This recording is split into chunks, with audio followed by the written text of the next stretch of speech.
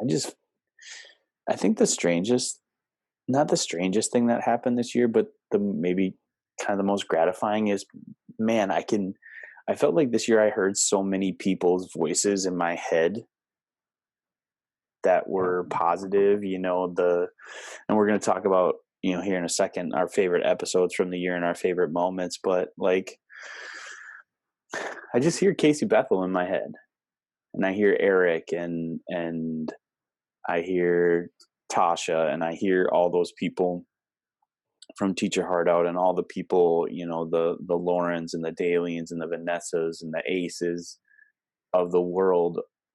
And I think maybe I'm making a stretch, but I mean, we've been pouring into ourselves 285 episodes over the last 4 years to be prepared for this. Because it gives us perspective. And I think that is I have a mentee this year, and that's one thing I try to stress with my mentee is it's all about perspective.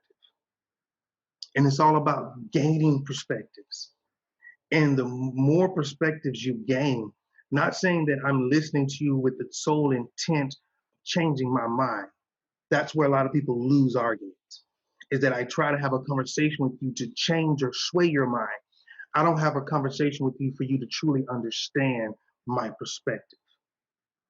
I want you to gain perspective from me. Not saying it has to change your mind, not saying it has to change your practice, but you have to understand where I'm sitting and what I see. And we talked about this in our very first trip to New Mexico, at the University of New Mexico, about that relativity, the theory of relativity, as it relates to mentoring.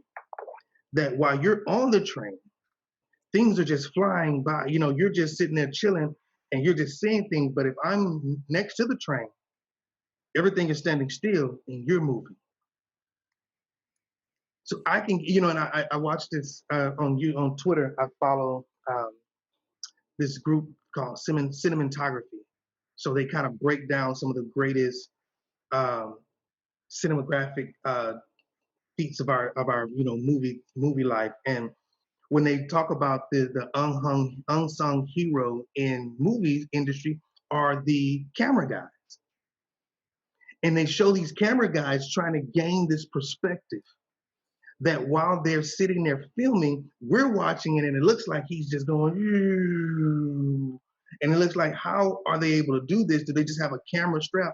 But no, it's someone strapped in behind the camera that's doing the exact same thing that this stunt double is doing, capturing this moment, holding it steady, and going all the way out to the end in order to give us that perspective.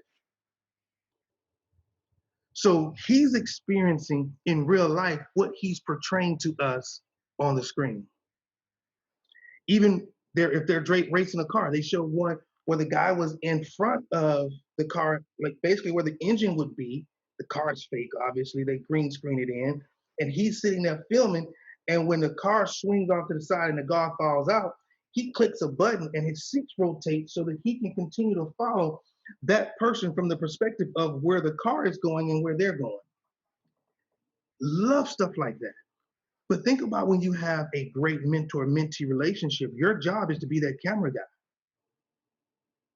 Your job is to be that person right there and to find as many people in your life, because regardless of what we think, everybody's watching our life, especially now today. Everybody's watching there's someone watching every post that you make, every story that you tell.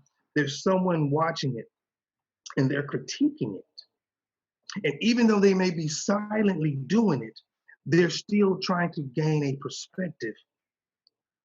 Sometimes a perspective of who you are, others, a perspective of how what you're saying can relate to me. Or trying to find a perspective of who they are. Exactly. And I was just, the whole time you were thinking that, I'm saying to myself, man, can you find a different perspective without other people? Oh.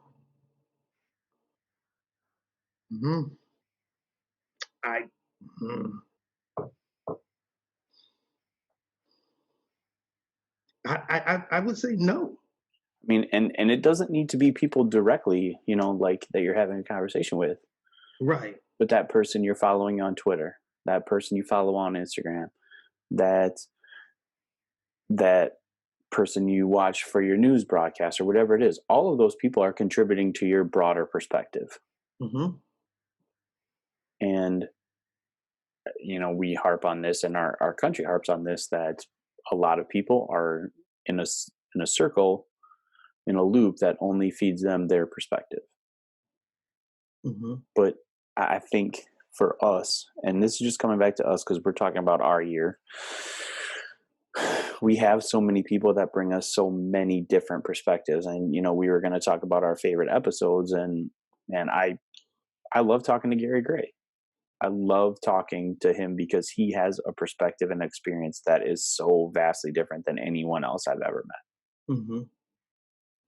And talking with Ace about the experience of a teacher who is non-binary, or talking to Jed Derryberry, who's the experience of being uh, a gay man in the South and what he's gone through, or whoever. And I think that perspective piece is huge.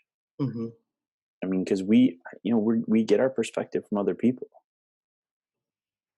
And, And and it's important because, again, it's like different vantage points. Everybody's seeing the exact same thing, but everybody has a different vantage point. So there's something to be gleaned from each vantage point that's presented. Going back to the movie bit, the movie Vantage Point, where literally the entire movie is just chronicling everybody's view of the same incident. So you think about that. If you think about just in your average pre-pandemic, your average everyday going into your school. Imagine if there was a story told from every kid that comes into your classroom's perspective.